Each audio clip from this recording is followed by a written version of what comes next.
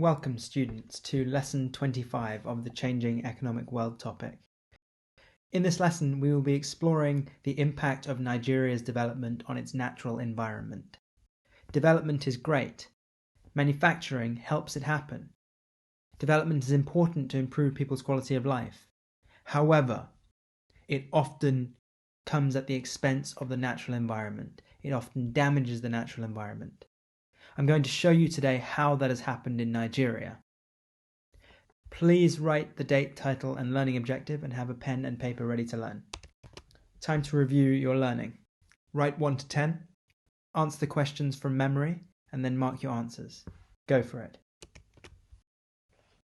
So question 1. What NGO helped people start businesses in rural Nigeria by selling mosquito nets to people to prevent malaria? It was called Nets for Life. 2. Aid in Nigeria is usually most effective when it empowers people. 3. The gas released by burning fossil fuels is called carbon dioxide. 4. Over the last 50 years, Nigeria's population has increased. 5. Between August and October every year, hurricanes cause unemployment in Jamaica due to its dependence on tourism. 6. The difference in the level of development between countries around the world is called the development gap. 7. The manufacturing sector is usually largest in NEEs. 8. In 1995, the Nigerian government executed Ken Saro-Wiwa, who was protesting against oil pollution and corruption in Ogoniland, Nigeria. 9. Unilever sells Knorr, a food stock that provides nutrients that supports people's health in Nigeria. 10. The extra money given to people from fair trade is called the fair trade premium. Give yourselves a mark out of 10. If you got 8 or above, you really understand this topic so far. Well done. Make sure that you write any questions that you got wrong and their answers and then test yourselves on these repeatedly. Okay, to introduce this idea of how development can damage the environment, I'm going to show you a photo of a scene in a city in Nigeria. And around that photo, I will show you 4 questions. Using the best of your understanding, answer the questions and then we will discuss the answers. Here's the photo, which shows a manufacturing plant and waste dump in the foreground. Here are the questions. Go for it. Okay, so number 1. Suggest why Nigeria produces so much waste. Well, you may have said that Nigeria produces a lot of waste because people are buying more, and so they're buying more manufactured products. You may have also said that Nigeria's population is very large, which means there are lots of people to consume products. You may have also said that there's not much recycling in Nigeria. All valid points. 2. Suggest why you are less likely to see this kind of scene in the UK. Well, there are several reasons, but the main one is that the UK has adequate facilities to reduce and remove waste. It recycles it. Also, people are more aware of waste in the UK and so may actively recycle or reduce the amount of products that they buy. 3. Explain how Nigeria's development may have caused the environmental problems in the photo. Well, when people's incomes rise, they consume more. They buy more products. As a result, they naturally cause more waste. Also, investment in manufacturing can lead to increased air and waste pollution, because manufacturing, unless you're careful, can cause environmental pollution. In this lesson, I'm going to explain the story of Nigeria's development and how it has caused environmental challenges that affect both people and the natural world. In the 1950s, a man named Simon Kuznets discovered that when countries are very poor, when they are LICs, they tend to have quite low levels of pollution, low levels of waste, low levels of air pollution and water pollution. This is because the people don't have very much money. There aren't very many factories, there isn't much industry, there isn't that much transport because people don't have enough money for example, lorries and cars. However, when countries start to develop and become NEEs, the amount of pollution increases. People have more cars, people produce more waste, people have more manufacturing, there's more air pollution. So Simon Kuznets said that development brings an increase in air pollution. However, the last part of his idea was that when countries go from NEEs to HICs, the amount of pollution falls because suddenly people are more aware of the environmental damage and they want to protect their environment. Also, he said that environmental laws, which are like rules set up by the government, force companies and people to pollute less. I'm going to show you the story of Nigeria, and you will discover where along that timeline Nigeria is.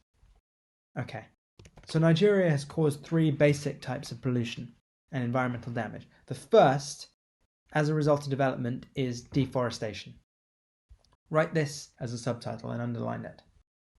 So how has Nigeria's development caused deforestation across the country? Well, the first issue is population growth.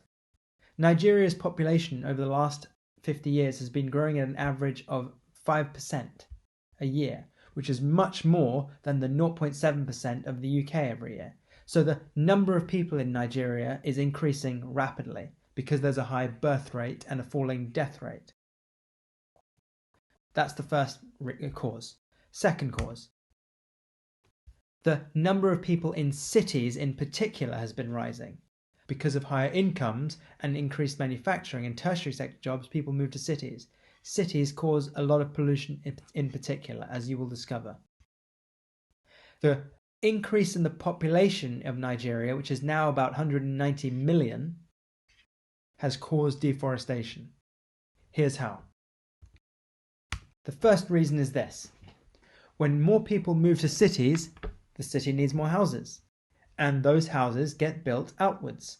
And so the size of the city grows outwards. It expands wider and wider until it reaches the natural environment outside it, the forests and the natural parks where different animals and plant species live. And Nigeria has made a decision to prioritize people's houses over the natural environment very often. And so deforestation has happened widely because of this. This is called urban growth. And the spreading out of cities is called urban sprawl. This has happened in Lagos. In 1950, Lagos's population was 300,000 people. Today, it is more than 18 million people, which has meant that it's expanded outwards, causing deforestation. The second reason why population growth has caused deforestation in Nigeria is because of the increased demand for food.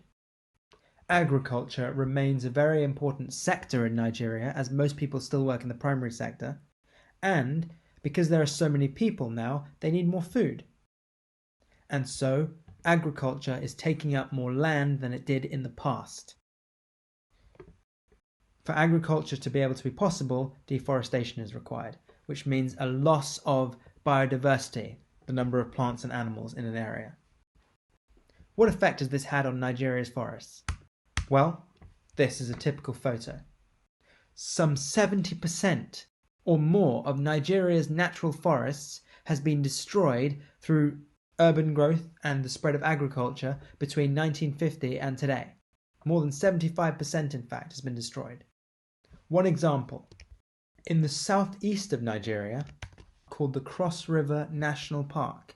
A national park is a protected area of natural land in a country that is supposed to protect the animals and the plants from human damage. However, this national park, called the Cross River National Park, which contains some of the most extraordinary animals like gorillas and elephants that live in this national park, has been under threat from these two forces. Local people want to increase their income, so they chop down trees to sell the wood, called logging. Farmers want more land to raise cattle, so they burn down the forest or chop it down, so they have more land to raise their animals. This has threatened the Cross River National Park, which also, as a result, threatens tourism because people often come to visit this national park to see the wildlife. That has another economic effect on Nigeria. So the first major environmental problem created by development in Nigeria has been deforestation. However, that's not the end of the story. A second major issue caused by development in countries, but in particular in Nigeria, are air and water pollution. So how does this happen? Well, as you know, and as we have discussed, Nigeria remains highly dependent on oil.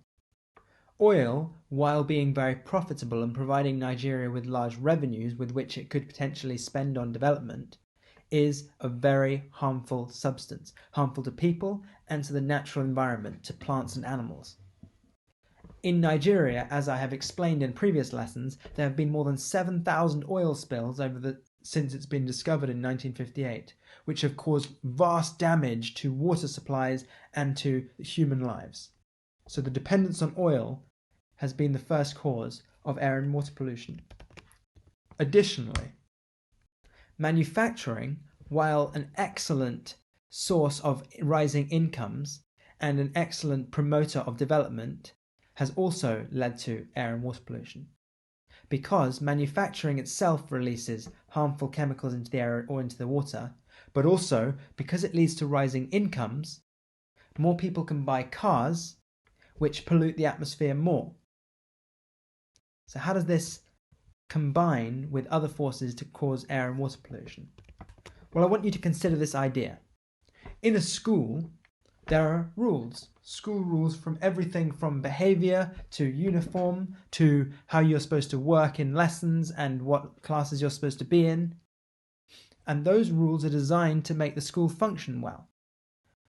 For example, the behavior policy in a school may say that you get a green and then an amber and then a red as a detention.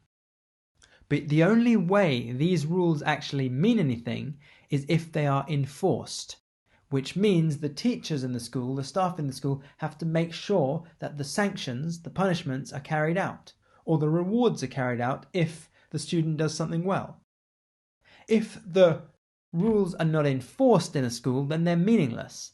If a teacher gives a detention to a student but nothing happens and that student doesn't have to go to detention, then the detention means nothing.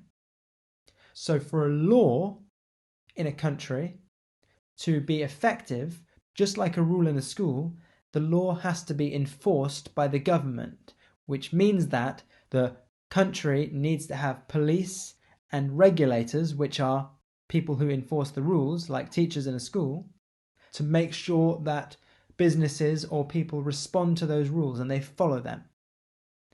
In the UK, we have strong environmental laws which ensure that pollution is reduced.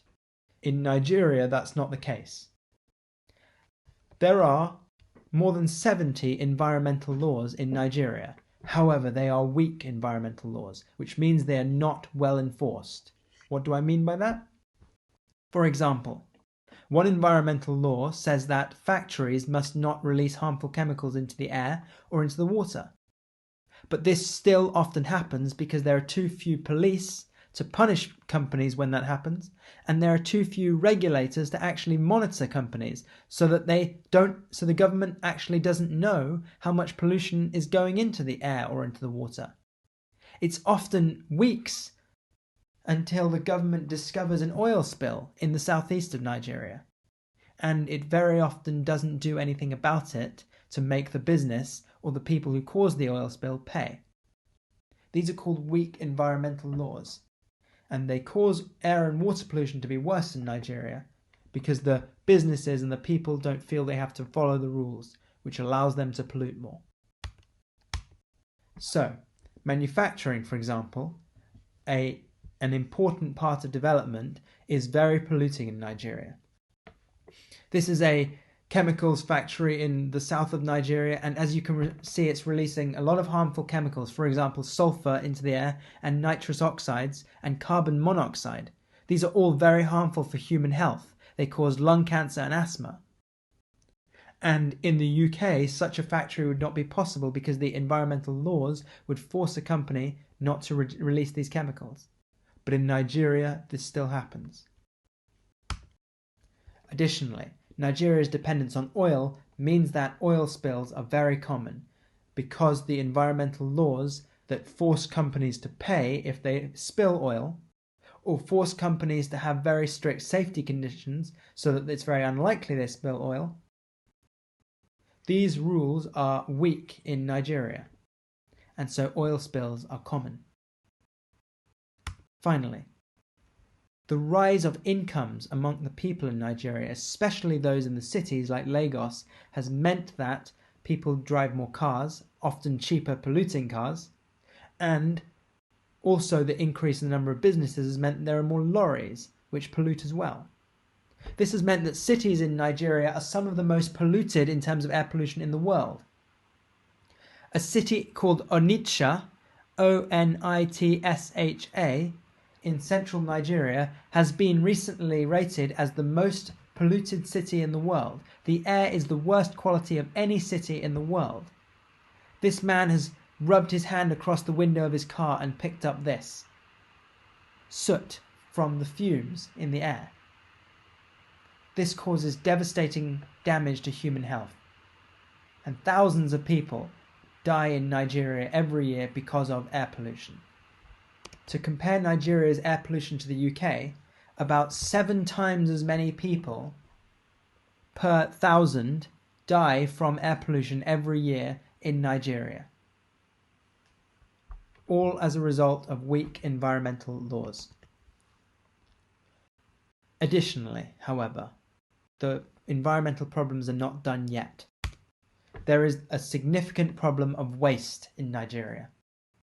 In Britain, you have 3 separate bins and you have a food caddy, and every week your waste is taken and it's either sent to a landfill or it's recycled or it's turned into energy through waste-to-energy power stations, which means that the overall waste produced per person in Britain is lower than it would be. But in Nigeria, this isn't the case. So how does waste accumulate, build up in Nigeria? Well, as we've discussed, incomes have risen. They are now double what they were 10 years ago. So people consume more, they buy more manufactured products. Additionally, populations have grown, which means there are more people to produce waste. Because of rising incomes and rapid population growth, the government has not been able to meet this new amount of waste that's been produced. They haven't been able to invest in enough lorries to recycle products. They haven't been able to invest in enough recycling plants and facilities to reuse the waste, which means that waste builds up. And what's the effect of that? Well, you get enormous waste dumps, common sight across almost every city in Nigeria. The largest one is outside Lagos. In fact, there are several. So large, in fact, that thousands of people in Lagos make a small living from searching through the dumps for a small source of income. They find something valuable. But these waste dumps not only take up an enormous amount of space, which could be used for housing, but they also often have harmful chemicals within the waste product that leak into the water supply, contaminating the water and thereby harming people's health. Second problem from waste. The only way to reduce the amount of waste that you have if you don't have recycling is to burn it, and this is called incineration. The poorer people in Nigeria who run these waste dumps, they burn the waste often. Now, this is one quick way of reducing the amount of waste there is.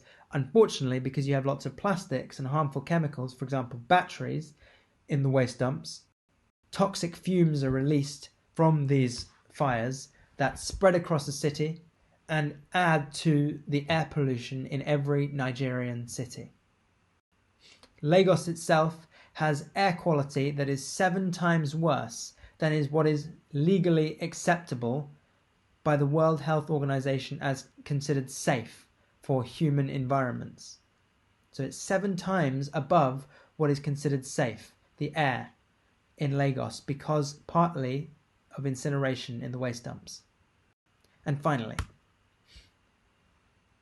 the rivers in Nigeria, especially the Niger River, is an important source of water supply. And it's becoming increasingly polluted by waste. This is a typical scene across large rivers near cities in Nigeria. The waste has nowhere to go, and when there are heavy rainstorms, the waste is washed into the rivers.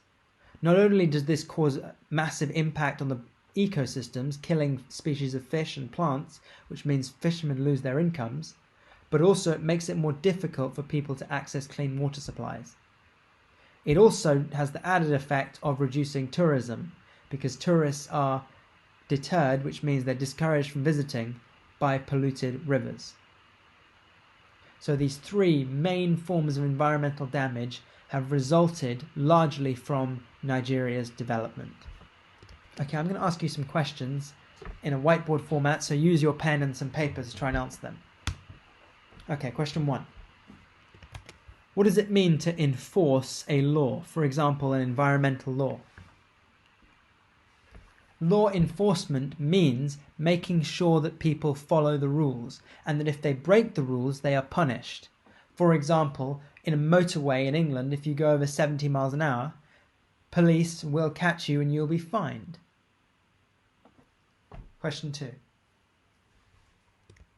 What is the link between rising incomes and increased waste in a city?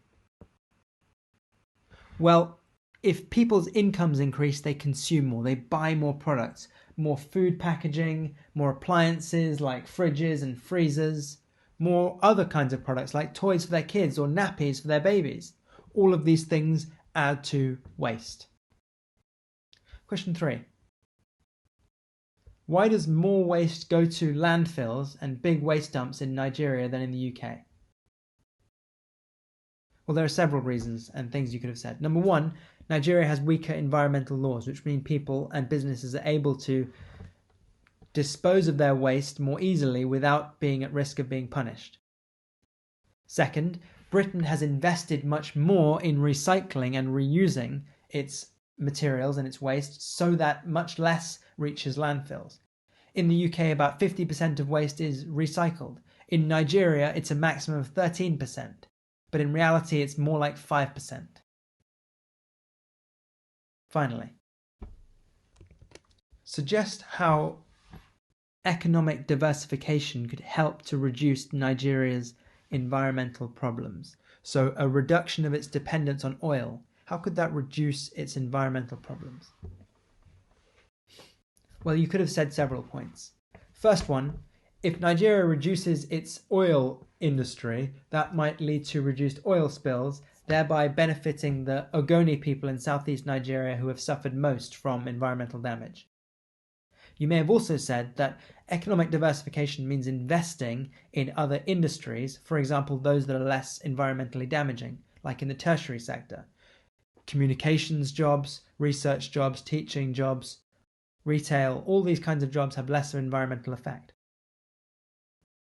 You may have finally said that economic diversification means the government gets more money from taxes. It also means that people have higher incomes and therefore demand a better quality environment. This leads the government to invest more in development projects, in particular environmental protection, exactly as they do in the UK and in HICs around the world. Okay, time to embed your learning. I'm going to show you some questions. I'd like you to answer them using your knowledge and learning from today's lesson, and then mark your answers after you've completed them. Go for it. Okay, number 1. Suggest one way that reducing Nigeria's dependence on oil would mitigate its environmental pollution. Any of these points?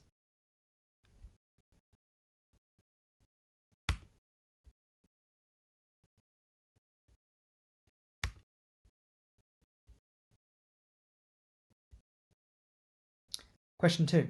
Explain why rapid population growth and rising incomes in Nigeria, coupled with a lack of taxation, have led to increased waste pollution. Any of these points? Try and get these in order. So population growth and rising incomes have increased consumption of manufactured products. Lack of investment in recycling has overwhelmed Nigerians' recycling facilities. As a result, key explanation phrase, waste has piled up. 3. Outline 2 reasons why population growth in Nigeria has led to increased deforestation.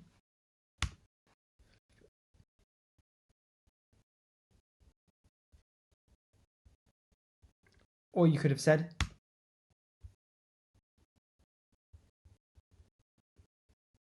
in fact, for this question, you needed to say both. Please give yourselves a mark, add these up, and make sure that you add in green pen any corrections or any points that you missed. That's very important to help you improve. Excellent work. Well done for sticking with these questions, and if you really put effort into these questions, you will remember these ideas. From this lesson, from memory, don't look back at your notes, write 2 questions based on anything you've learned, and write their answers, and then test yourselves on these in a week. Thank you so much for joining me for this lesson. Well done. Next lesson will be the final lesson on the changing economic world development gap topic. We will be looking at this big question. To what extent has development in Nigeria improved people's quality of life? The goal of development is to improve people's quality of life. So in Nigeria, has it? Join me then.